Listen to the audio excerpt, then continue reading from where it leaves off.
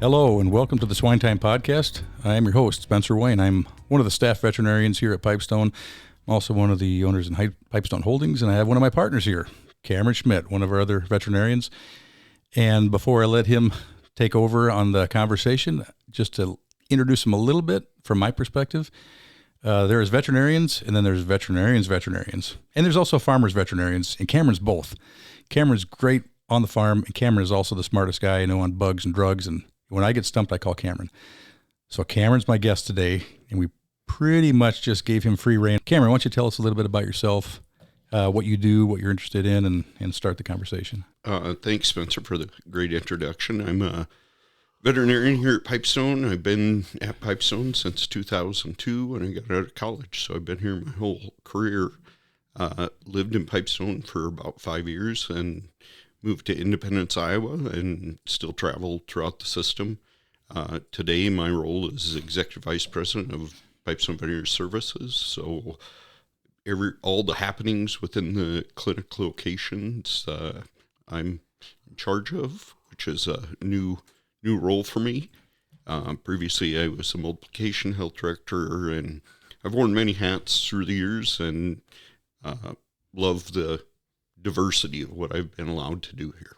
Okay, so now you're a big time guy. Have you still got some basic skills in veterinary medicine?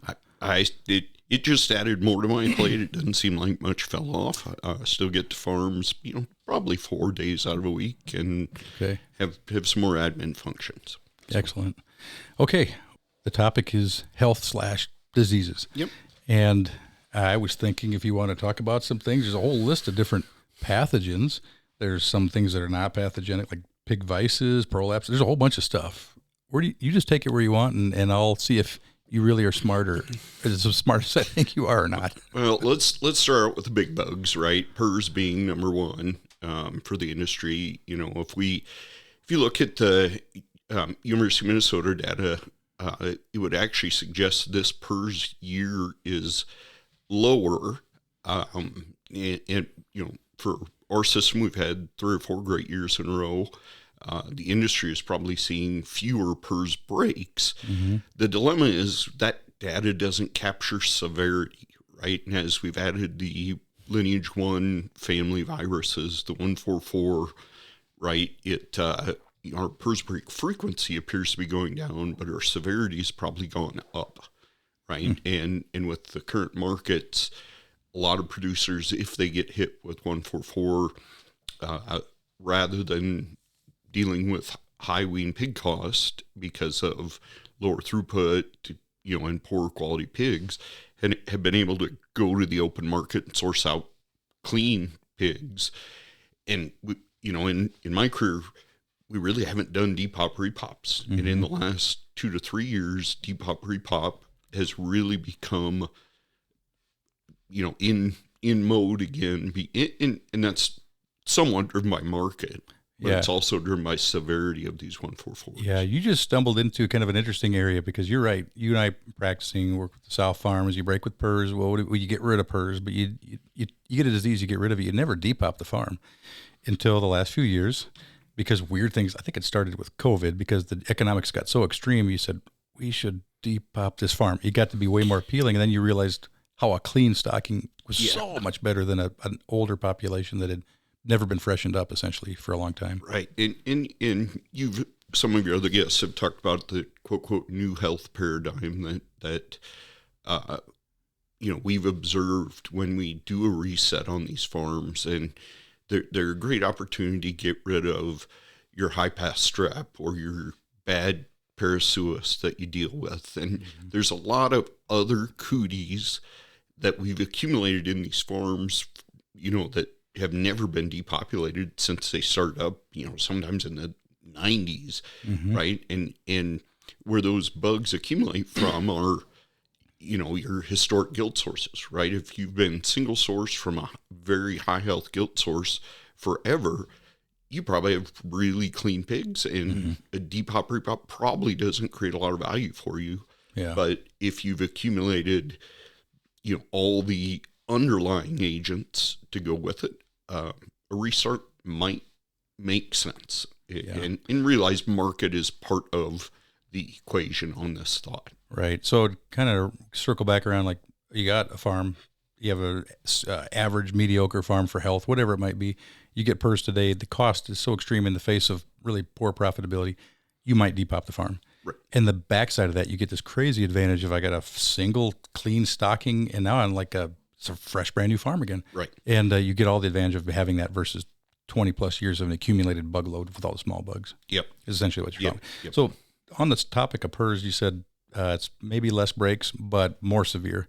I maybe hadn't sensed that, but I live further away from PRRS country than you. Yeah, no, it generally if your herd gets 144 today, and this may be an overgeneralization, but it's extremely common to have 6 to 12 weeks where you literally don't have pigs to wean, or the very few pigs you have left, right? If you got a 6,000 sow farm weaning 50 pigs a week, right, that creates zero value for a wean to finish producer. And that's still the lineage 144 lineage 1C variant, the same one we had 4 years ago. Like right, and it's mutated. There's 124s, and there's other cut patterns, right? The RFLP language we really should go away from, but it's still what we use.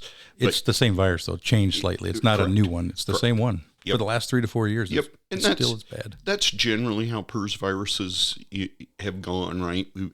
We get a new severe variant, right, and for 3 to 5 years we're dealing with that one. Then we get almost a step mutation where it's that much worse the next time, and you can think back to 118.2s and 184s and 174s and on and on back through our career. But right now it happens to be the 144 lineage 1Cs that are the really bad guys.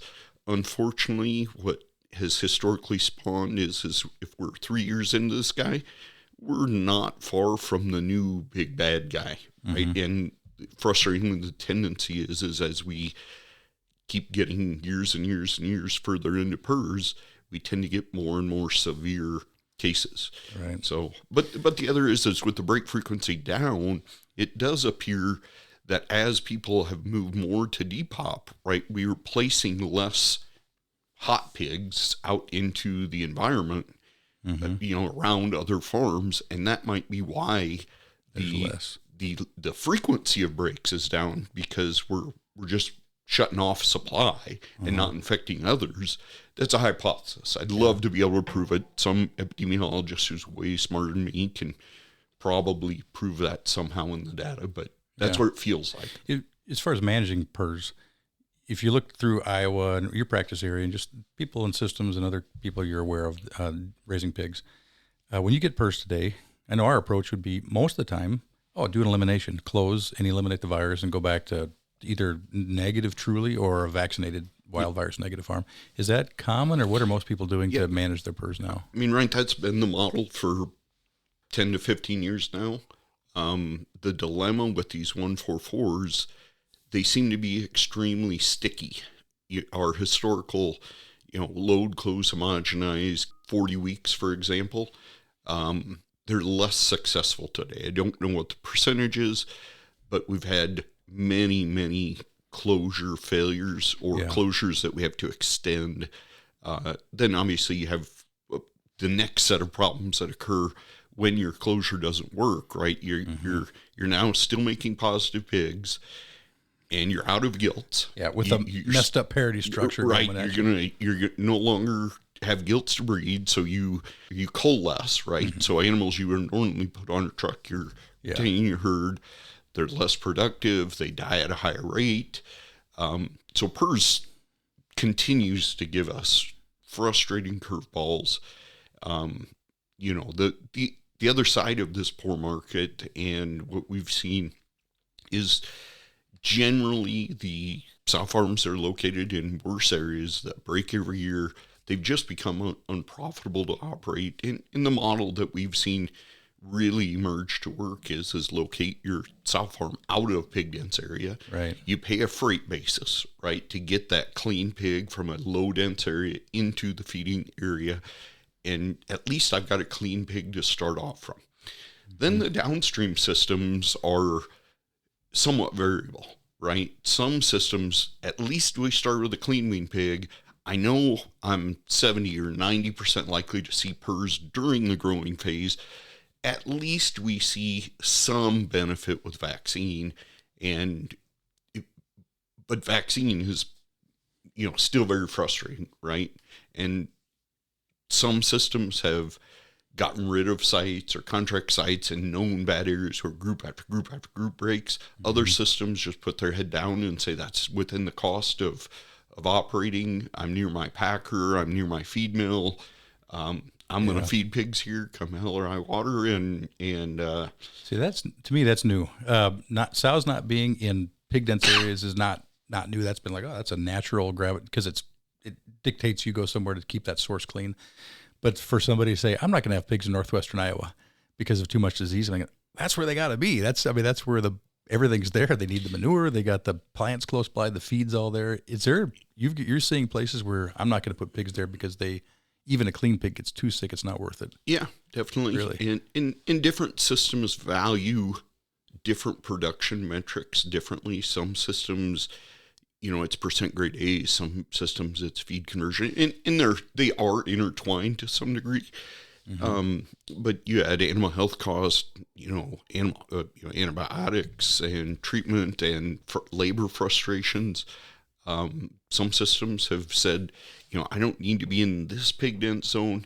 Get me to somewhere slightly pig dense. And we've seen that also, like I'll use an example out in South Dakota where when we started putting sow farms out there were no growing pigs. Mm-hmm. Well, now there are growing pigs, encroaching on what we thought were unbelievably biosecure sites 15 mm-hmm. years ago. And now there's some finishers around. And so you are seeing migration, into some degree, it's system design, right? Yeah. People design their system with a nursery and two finishers on one site, right? That model is... You wouldn't do that now, typically. Right. Yeah, the nursery may be shut down. The two finishers are run as all in, all out. So, and we've gone on with PRRS quite a while there. All this PRRS is making me nauseous, actually. But the other majors, right, were 95% mycoplasma free, and mycoplasma does not appear to be an easily moved agent. I don't want to say mycoplasma is dead, but from where I started my career to now, it's not even my top 5 problem list. Yeah, generally. And it was an ever-present thing that at first nobody thought we could get rid of it. People were trying. It was like so hard. And I remember people at academic levels saying there's no such a thing as a mycoplasma negative farm. You can only suppress it. But now it's like, no, that's not true at all. You can get rid of it. And what's interesting on that is where we've eliminated it on a farm, as long as the pigs are flowing out clean, I have seen no problem just flowing it out of a system. You don't even have to be super segregated on your production flow downstream like you would with PRRS. It just it must be so slow and heavy that all you got to do is just put clean pigs in, and eventually they all get clean all the way to market. Mycoplasma pneumonia just does not transmit as easily as our virus. And that should make sense, right? A bacterial, or pseudobacterium is much more difficult to transfer. And that's what all the data would say. So mycoplasma, PED is one of the big ones that in general is very low prevalence. There's some systems that I'd say live with it because they have poor transport infrastructure. They won't wash their trailers, or they do a fire hose wash, and usually systems like that start breaking with PED when the weather gets cold. So December, January, then every finisher breaks until May, and then the cycle gets broken because Mother Nature gives heat. And PED is one of those agents that, frankly, from a national standpoint, we shouldn't have. Yeah. Right. Well, I'm wondering is there any thought of why don't we make this this is a disease we could actually get rid of if we wanted to? Yep. I haven't heard of anybody seriously talking about. It's been talked at U.S. SHIP, but there are a few systems that have not invested in biosecurity as heavily as other systems have, and until that happens, you got a few bad apples that make all of us have to play more defense on PED. Yeah, but it's dramatic when it happens, but the immune response of the exposure must be so incredible that Right. with, like, you just have to whisper it out almost when it gets done with it. Take basic steps, and the thing is gone from an isowean unit, maybe Right. not a fair to finish unit, but an isowean unit. Right. PED is really not a difficult agent to get out of farm. I'll take PED, every day and twice on Sunday over a PRRS break because you basically have a 30-day downtime. You do get some, if you can put a silver lining in a cloud of PED, you do get a clean out of your farrowing house, which may clean out some influenzas, some other circulating things in your farrowing house. But of the majors, PRRS, PED, mycoplasma, influenza, I don't know if it counts in the big disease bucket. A lot of farms are endemic. We've been very successful on moving our system. I think today we're about 65% influenza negative, and we've got a good cleanup tool that is, very repeatable. The dilemma really on the flu side is, and the pressure has been applied to our multiplication companies of not only do we expect a PRRS negative guild, a myco negative guild, a PED negative guild, now we expect a influenza negative guild. And they're getting there. But for some systems that are endemically flu positive, it's not a big deal for them. It doesn't cause the economic strain that a PRRS or a PD break does. It's just more of a nagging problem. And flu is a little special too. And here's a real example from us. One farm I work with, one farm is another one of our partners works with. 2 filtered units that were truly flu naive, like didn't even have flu exposure. They were vaccinated, but had never seen flu in their life. All the people get sick one day that work on these farms. They were fairly close together. Exactly the same time, all the sow herd get sick. And so how'd the sows get sick? I'm like, well, filtered barns that had never had any flu. All of a sudden they get it. Both identical virus. The farms weren't even close to each other, but the people lived close to each other. Yep. It was definitely, it seems, and people brought it in. Yeah, and that's part unique about flu. That's part of the, flu circulates between swine, human, and fowl populations. And you can see jumps from human to pigs or vice versa. We had swine flu in 2008, 2009 that wrecked the markets. They do occur. They're fairly uncommon, but they do occur. And generally a human type strain that gets into pigs is not terribly well host adapted. It will cause an immediate epidemic impact to the farm. And actually we've got a case at another farm in South Dakota where it blew in, and within 60 days it became undetectable. So it definitely was a human type strain. That's what the sequence would tell us. And so the tendency is the human type strains that do get into pig farms tend to be less virulent or have less longevity than an actual swine type variant. Yeah. So flu's a little goofy because we add this zoonotic human potential into it when you come into it. The people may cause that problem versus PRRS. People aren't going to get PRRS, but flu can. And there's a bunch of other bugs that because we've reduced PRRS or reduced mycoplasma or reduced PD breaks or reduced influenza, now are becoming, I don't know as necessarily more prevalent, but because we have less of the big bad ones, we're fighting them more. So one of the big challenges the last 2-3 years has been hemolytic E. coli. That really has been a focus area. I think with, some of the I'd say tools we've had to come up with that are, most of our E. colis we get today are basically resistant to every antibiotic we have. And so we've had to come up with, dietary modulation or changes to the diet to make a more gut-friendly diet. Acidification of the water. When we get a hemolytic E. coli break, just something as simple as shutting the feeders off. Right, the E. coli needs the corn and soybean meal to eat itself, to propagate and replicate itself. Just shutting feeders off and acidification is generally, at least what I observed today, as successful as whatever antibiotic you want to throw at it. Yeah.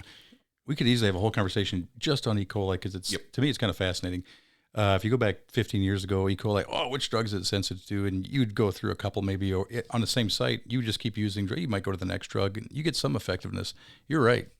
Many E. coli's, nothing works. In fact, we don't even rely on that as our first line of defense. Now it's like you're going right to water acidification, some sanitation measures, shutting feeders off, a lot of oats, just things to modulate the gut environment entirely, and just say it's got to be less hospitable to growing a big bundle of E. coli inside of an animal. We got to change that dynamic. Right. And you're not even, the antibiotics there, but it's really there as okay, that too, but really these other things are the primary focus. Right. It is frustrating to watch as we've seen E. coli's get more and more resistant over time.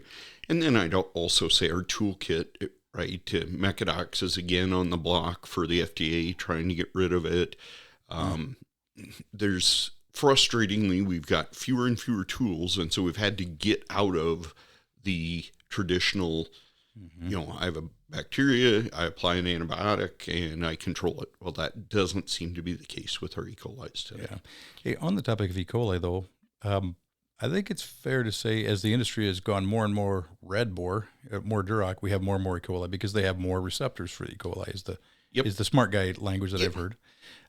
Now, that being said, is there a solution for that? Are genetic companies focused on less receptor Durocs, or where is that ending? Yeah, the red boar phenomenon, I think it's actually a couple of things, right? The Durocs tend to be binge type eaters. So, right, they'll eat 1 or 2 large meals a day versus snackers of pigs that have a continuous flow of calories or feed through their intestine. And so you get this large bolus of corn and soybean meal into the gut of the pig.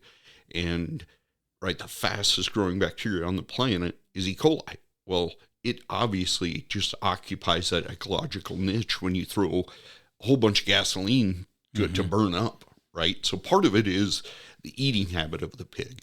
Then you have the DR2 receptor, debate, which, some genetic companies really, marketed that in the early 2000s that this pig is more resistant. And theoretically, the red boar has a significantly lower prevalence of that gene. I'm not a geneticist. It's, I don't know that to be a fact, but that's what I'm told. And so, you have more receptors on a pig that gorges himself. And that's a great way to create an E. coli bloom in the gut of a pig. Yeah. It's almost like the combustion chamber in an engine, pulling in fuel and just the explosion that happens. You don't have a smooth passage of fuel, and you're loading the container up with combustible material. Right. In boluses, big chunks. All right. So E. coli, hit that. Unless there's anything else in your mind, we're about out of time. So what's the last bug that you think is worth? Yeah, I'd maybe put it into kind of a bucket of, some of the new bugs, right? So, rota has historically been, caused some neonatal E. coli or neonatal scour in the farrowing house, as well as after weaning. We've got this virus called sapovirus that we think in general it's kind of just like rota, right? It's got, it does about the same thing. It cuts off the tips of the villi in the intestine. We've got a virus called astrovirus 4 that really looks a lot like a mild influenza. So we'll see pigs start to cough when they're 15 days of age while they're still in the sow, and they may cough for up to a week after weaning. Again, it's not anything like PRRS or severe bugs, but as the technology has improved with next generation sequencing and stuff that's way beyond my understanding, I'm now 22 or 23 years out of vet school. The technology is now finding all these bugs, and what we're having a tough time sorting is that just a commensal virus that happens to be there. It's really not causing a problem for the pig, or is it actually doing some damage? And right, we'll learn more over time, right? And it might be what we find is, well, if you have PRRS plus astrovirus 4, the PRRS is more severe. Or if you've got astrovirus 4 and influenza, the flu is that much more severe. It doesn't look like they're primary bugs, but they do a little bit of damage that helps the primary bug really create a problem. Yeah. So there's a bunch of those that the industry's chasing around right now that you may hear those words but ask your veterinarian or me or whoever, and at least I can give you the present state of knowledge on a lot of those, what I'll call minor or less major pathogens, however you want to word it. But some cool technologies bring those to the forefront. We're just having a tough time figuring out what their impact is. Yeah. So. Yeah, we had Darren Mattson on before. Yep. And just some of the cool things they've got going on at the Iowa State Diagnostic Lab for detecting some of these was impressive. It just hit me, too, as we're going through this list.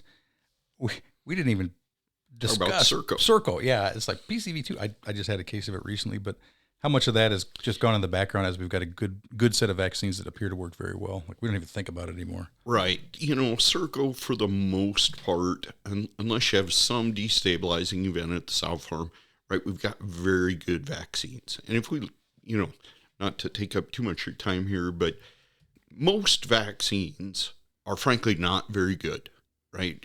They're very, over the history of any mammalian vaccine, right? The gold standard, right, is polio vaccine, right? Creates sterilizing immunity, meaning if you've had the vaccine, you can't get the disease. Circo vaccines are not quite that good, but they're dang close. Mm-hmm. Whereas like PRRS vaccine, we see a 50% reduction in whether it's lesions or gain or whatever metric you want to look at. Most vaccines are a lot more like PRRS vaccines than they are like Circo vaccines. Mm-hmm. And so in general, when you have a great tool, getting control is not that hard. The frustrating thing is for the vaccinologist is to figure out, right, and they've been working on PRRS for dang near 40 years now, and we're frankly still in 1991 when the first PRRS vaccine came out. All the PRRS vaccines are, for the most part, Me Too's. Yeah, right? It is pretty amazing how that there's been zero advancement on a better vaccine for 20 years or more. How many? It's been 20 years at least, something like that.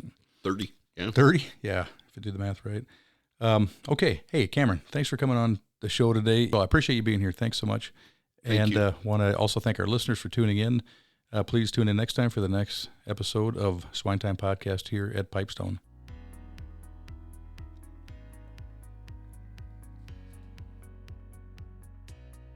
Swine Time Podcast was created for the pork industry and individual pork producers around the country. Hosted by me, Dr. Spencer Wayne, with the Pipestone Veterinary Services. The podcast contains pork industry news, advancements in animal care, and how to enhance your productivity. Monthly podcasts are available on Spotify, Google Music, iTunes, Anchor, and on www.pipestone.com.